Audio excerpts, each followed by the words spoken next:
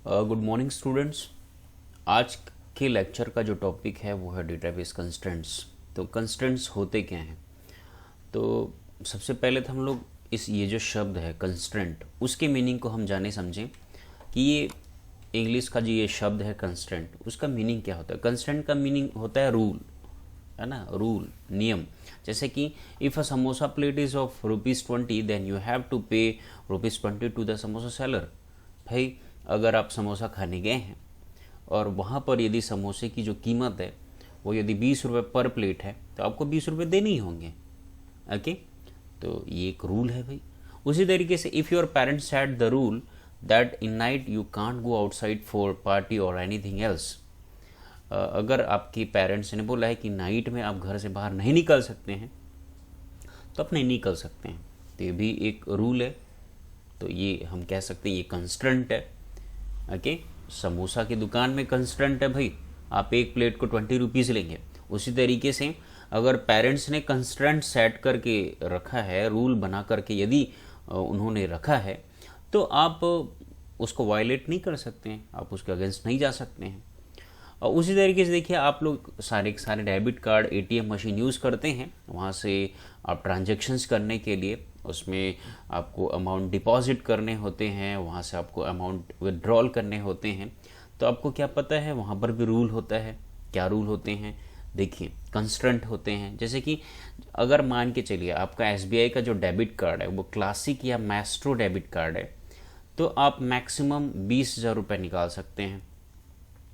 अगर वही आपका ये जो डेबिट कार्ड है वो SBI global international debit card है, उस स्थिति में आप ऐसा कंस्ट्रेंट है, ऐसा रूल है कि आप 40,000 रुपये तक निकाल सकते हैं। तो ये तो हुए डेली लाइफ के कंस्ट्रेंट। अब उसी तरीके से डेटाबेस में कंस्ट्रेंट क्या होते हैं, तो वो भी स्पेसिफिकली वो भी ऐसे ही रूल्स होते हैं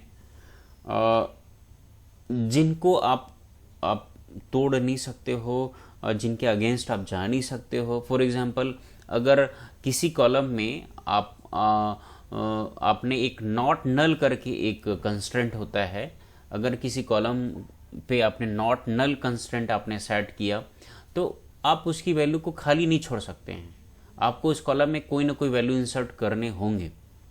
तो ऐसे ही ये कंस्ट्रेंट है डेटाबेस में, जो हम डेटाबेस में जो तरह तरह के ऑपरेशंस परफॉर्म करते हैं, है ना, उन ऑपरेशन को कंट्रोल करने के लिए कंस्ट्रेंट है डेटाबेस में। तो SQL constraints are used to specify rules for data in a table. तो एसक्यूएल के जो कंस्ट्रेंट हैं, है ना, सिक्वेंशियल क्वेरी लैंग्वेज के जो कंस्ट्रेंट होते हैं वो किसी रूल को निश्चित करते हैं, स्पेसिफाई करते हैं, है ना, किसके लिए, जो टेबल में जो डेटा है उनके लिए। एसक्यूएल क्रिएट कंस्ट्रेंट, तो एसक्यूएल में जो क्रिएट स्टेटमेंट हम लोग यूज़ करते हैं ना, और उसके कंस्ट्रेंट के बारे में क्या है भाई, constraints can be specified when the table is created with the create table statement और after the table is created with the alter table statement. तो देखिए, जब हम लोग क्रिएट स्टेटमेंट यूज़ करते हैं किसी टेबल को क्रिएट करने के लिए, तो उस समय हम कुछ कंस्ट्रेंट सेट करते हैं कि ये वाले फील्ड को हम नल नहीं करेंगे, ये वाले फील्ड या एट्रीब्यूट की जो वैल्यू होनी चाहिए वो यूनिक होने चाहिए, ये वाला जो फील्ड है वो प्राइमरी की होना चाहिए। तो ऐसे कुछ हम कंस्ट्रेंट एसक्यूएल में जब हम लोग क्रिएट स्टेटमेंट यूज़ करते हैं टेबल बनाने के लिए, तो उस समय में हम ऐसे कंस्ट्रेंट सेट करेंगे। मैं नेक्स्ट क्लास में ये पूरा आप लोगों को कर करके दिखाऊंगा और अच्छे से एक्सप्लेन करूंगा। बाकी आज की क्लास में मात्र कंस्ट्रेंट होता क्या है वो मैं बताने वाला हूँ। तो जो हम टेबल क्रिएट करते हैं उस समय में कुछ कंस्ट्रेंट सेट करते हैं कि भाई ये वाला जो फील्ड होगा, ये जो कॉलम होगा, ये वाला एट्रीब्यूट होगा वह प्राइमरी की होगा, ये वाला कॉलम है, ये वाला जो फील्ड है वो उसकी वैल्यू जो होनी चाहिए वो नॉट नल होनी चाहिए, मतलब उसके वैल्यू को आप एम्प्टी नहीं छोड़ सकते हैं। तो ऐसे ये एसक्यूएल कंस्ट्रेंट सेट किए जाते हैं। सिंटैक्स देख लेते हैं कैसे हम यूज़ करेंगे। क्रिएट टेबल, टेबल का नाम देंगे और फिर कोई कॉलम का नाम देंगे, डेटा टाइप देंगे, फिर कंस्टेंट लगा देंगे। मान के चलिए स्टूडेंट आईडी, उसका डेटा टाइप इंट हुआ, नॉट नल, मैंने नॉट नल सेट कर दिया या प्राइमरी की सेट कर दिया, तो वह उसकी वैल्यू को आप एम्प्टी नहीं छोड़ सकते हैं। प्राइमरी की बना दिया, इसका मतलब वो जो फील्ड है वो जो कॉलम है उसकी वैल्यू नॉट नल होगी, मतलब आप खाली नहीं छोड़ सकते उसकी वैल्यू को, और साथ ही साथ उसकी वैल्यू यूनिक होगी पूरे टेबल में। ओके, तो इस तरीके से हम आगे प्रैक्टिकल नेक्स्ट लेक्चर में आप लोग को मैं प्रैक्टिकल कर करके दिखाऊंगा। बाकी सिंटैक्स है, आपको कॉलम का नेम देना है, फिर डेटा टाइप स्पेसिफाई करना है, फिर यहाँ पर कंस्ट्रेंट जो भी रूल होगा वो हम सेट करेंगे। तो आगे मैं नेक्स्ट लेक्चर में समझाऊंगा। और एसक्यूएल कंस्ट्रेंट, तो कौन कौन से एसक्यूएल के कंस्ट्रेंट्स हैं वो देखते हैं। तो बेसिकली 1 2 3 4 5 6 7 प्रकार के कंस्ट्रेंट है जिसे हमें पढ़ना है। SQL constraints are used to specify rules for the data in a table. तो एसक्यूएल के जो कंस्ट्रेंट होते हैं वह टेबल में जो डेटा होते हैं उनके लिए रूल सेट करने के लिए यूज किए जाते हैं।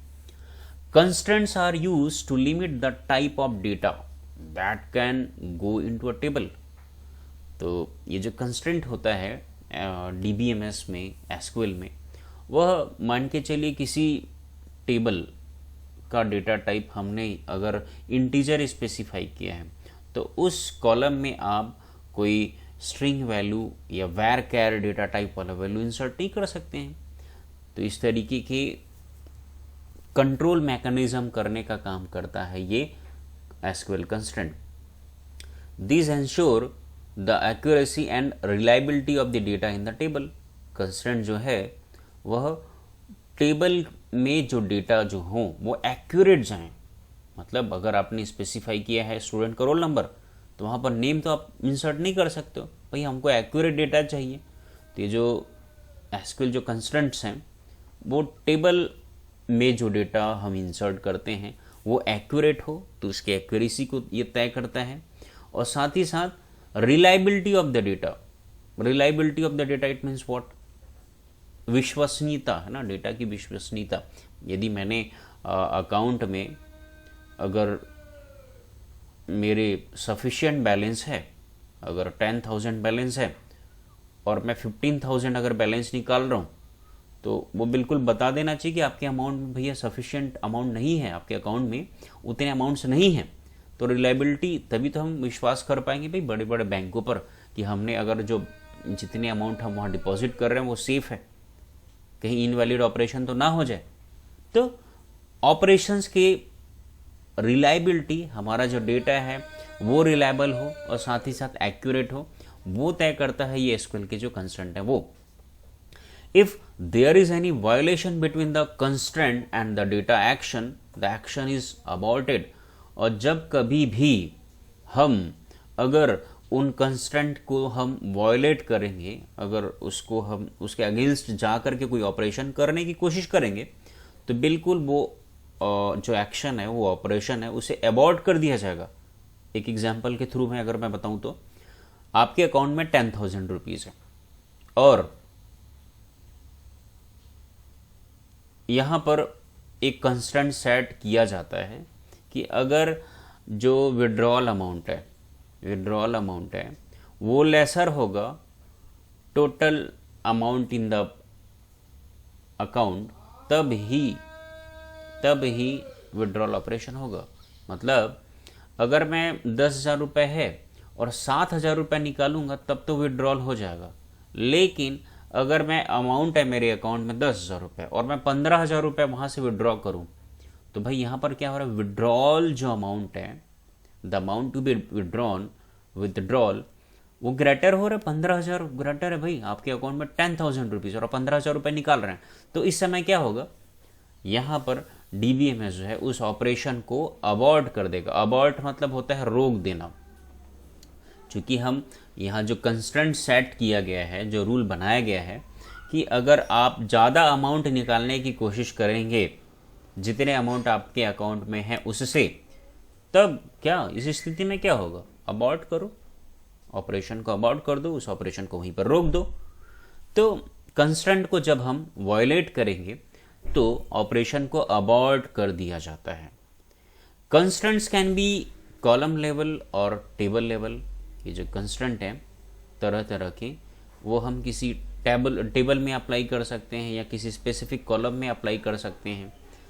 Column level constraints apply to a column and table level constraint apply to the whole table.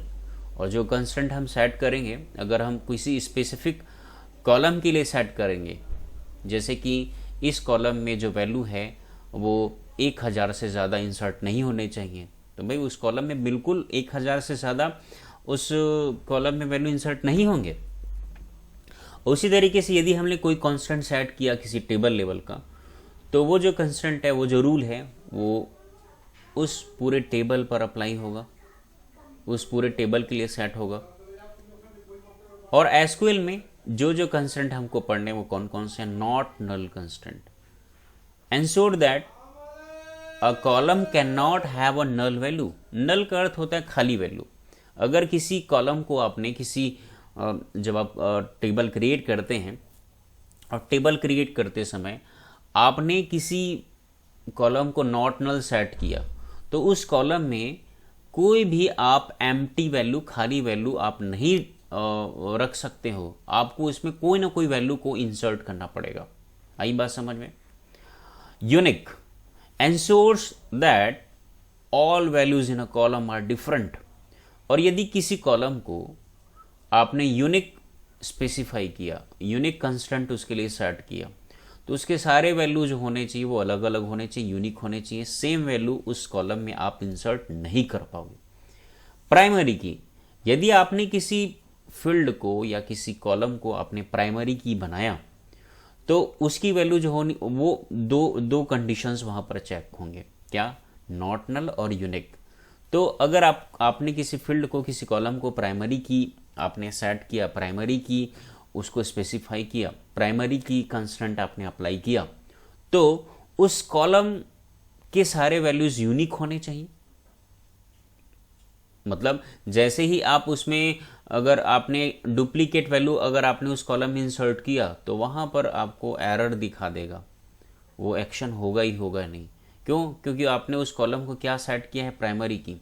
और प्राइमरी की के लिए दो कंडीशन है, एक तो नॉट नल और दूसरा यूनिक। मतलब उस फील्ड को आप खाली छोड़ नहीं पाओगे, उसमें आपको कोई ना कोई वैल्यू इंसर्ट करने ही होंगे, और उसके जो वैल्यू होने चाहिए वो यूनिक होने चाहिए, है ना? यूनिक होने चाहिए। आप दो सिमिलर टाइप के आइडेंटिकल वैल्यूज आप वहां पर इंसर्ट नहीं कर पाएंगे। तो ये है प्राइमरी की का मतलब।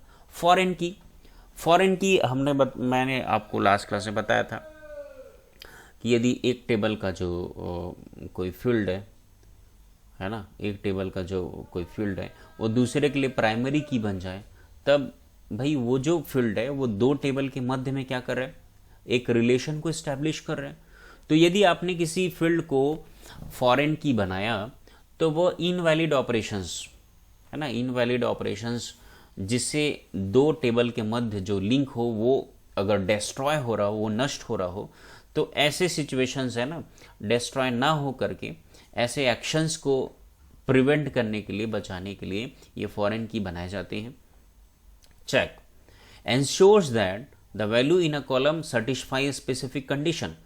अगर आपने किसी कॉलम को, किसी फील्ड को, किसी एट्रीब्यूट पर आप चेक कंस्ट्रेंट को यूज कर रहे हो, है ना, फॉर एग्जांपल अगर किसी टेबल में जो वैल्यू इंसर्ट होना चाहिए, मान लो कोई कॉलम का नाम एज है, उसमें हम लोग कैंडिडेट के एज को स्टोर कर रहे हैं, और यदि मैं जब वैल्यू उसमें इंसर्ट किए जाएं, तो मुझे ये ऐसा एक कंस्ट्रेंट सेट करना है, रूल बनाना है कि उसमें 18 से कम, है ना, जिनके एज 18 से कम हो वो वैल्यू वहां पर इंसर्ट ना हो।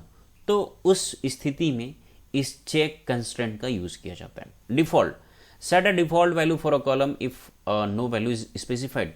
अगर किसी कॉलम में यूजर जो है कोई भी वैल्यू उसमें इंसर्ट नहीं कर रहा है, तो उसमें एक डिफॉल्ट वैल्यू ये वाला सेट हो जाए, तो उसके लिए इस डिफॉल्ट कंस्ट्रेंट का यूज किया जाता है। क्रिएट इंडेक्स, तो कोई कॉलम है वहां पर हम लोग कुछ इंडेक्स बनाना चाहते हैं। हमें पता है बुक में, अगर बुक के हमारे पास बुक में इंडेक्स पेज का क्या यूज़ है, हमारे पास यदि इंडेक्स पेज रहता है तो हम बड़े आसानी से किसी टॉपिक को बुक में सर्च कर पाते हैं। जैसे चैप्टर नंबर 8 जो है पेज नंबर 143 से स्टार्ट हो रहा है, बड़े आसानी से हम पहुंच जाते हैं। तो उसी तरीके से हमें यदि टेबल में कुछ इंडेक्सिंग करने हो तो उस पर्पस से इस क्रिएट इंडेक्स एसक्यूएल कंस्ट्रेंट का प्रयोग किया जाता है। तो आज के लेक्चर में मात्र मैंने आप लोग को ये समझाया है कि कंस्ट्रेंट होता क्या है, रियल लाइफ में कंस्ट्रेंट का क्या मीनिंग होता है, और ये जो हम लोग एसक्यूएल डेटाबेस पढ़ रहे हैं, डीबीएमएस पढ़ रहे हैं, वहाँ पर ये कंस्ट्रेंट क्या होते हैं, मात्र आज मैंने ओवरव्यू बताया आप लोगों को। अब एक एक कंस्ट्रेंट को आप लोगों को मैं डेप्थ में अगले लेक्चर में समझाऊंगा। तो आज के लेक्चर में इतना ही। Thank you very much.